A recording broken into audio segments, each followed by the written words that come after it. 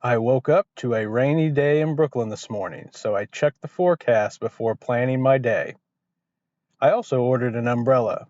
I have needed a new one since finding out during the emergency in Tulsa on August 9th that the umbrella in my car is broken.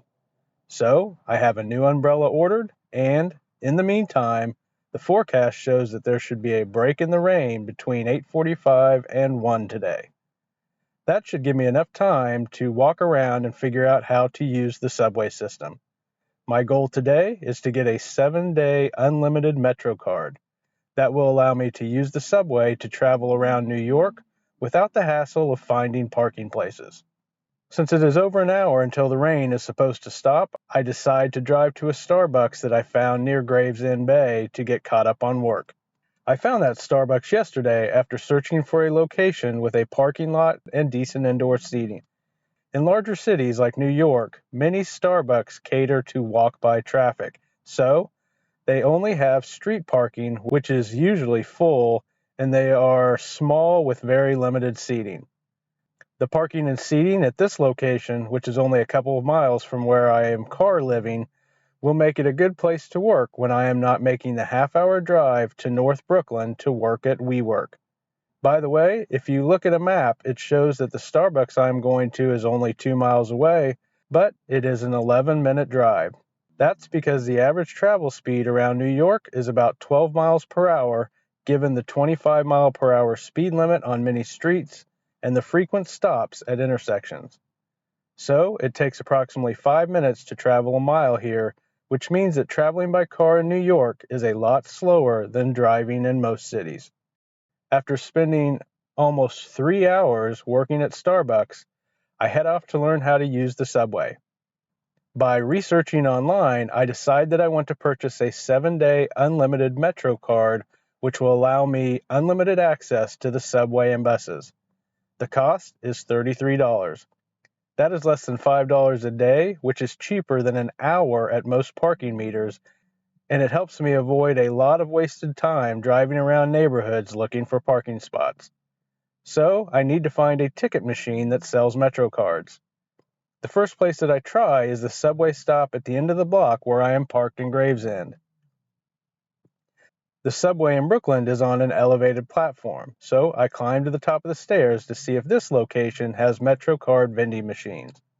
Unfortunately, this is only a subway entrance, so I head back down to search for another subway stop. I go on Google and look for subway stations nearby, and the results show another stop a few blocks away. I go to that platform and I find that it is an official subway stop with an attendant and ticket machines.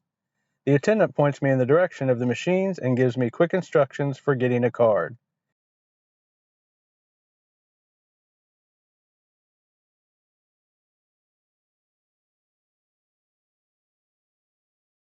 It is an easy process, and now I have a Metro card.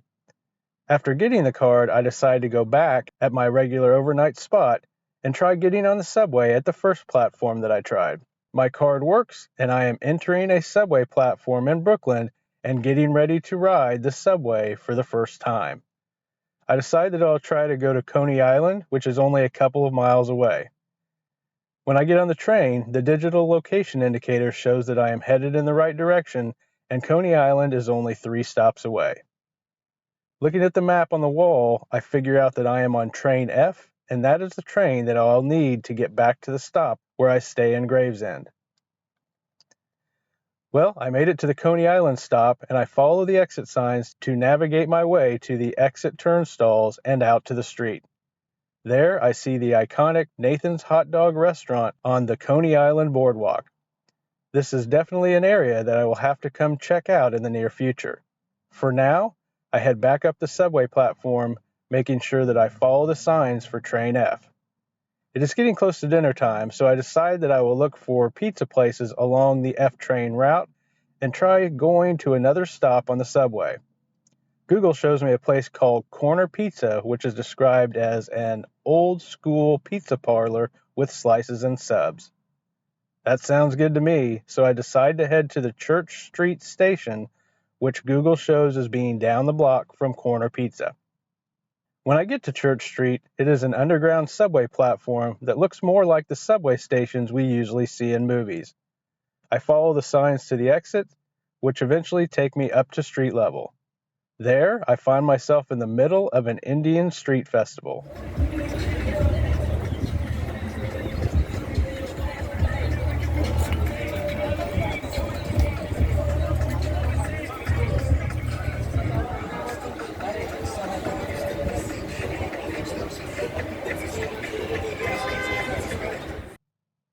Google shows Corner Pizza down the block in the middle of the festival, so I start to head that way and navigate through the crowd. When I get near the pizza shop, I notice that the lights are out and the open sign is off, so it is definitely closed. However, I pause for a moment to take in the sights and sounds of the festival.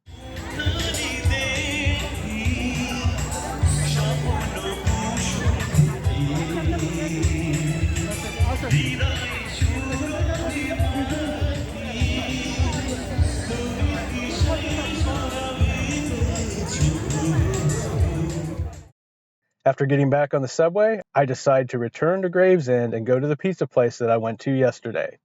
That place is called Famous Pizza Park, and I forgot to take pictures of that restaurant and my pizza when I was there last time, so here are some pictures of the inside of the restaurant. I decide to get 2 slices, and I choose their mozzarella with marinara and a slice of what they call their vodka pizza.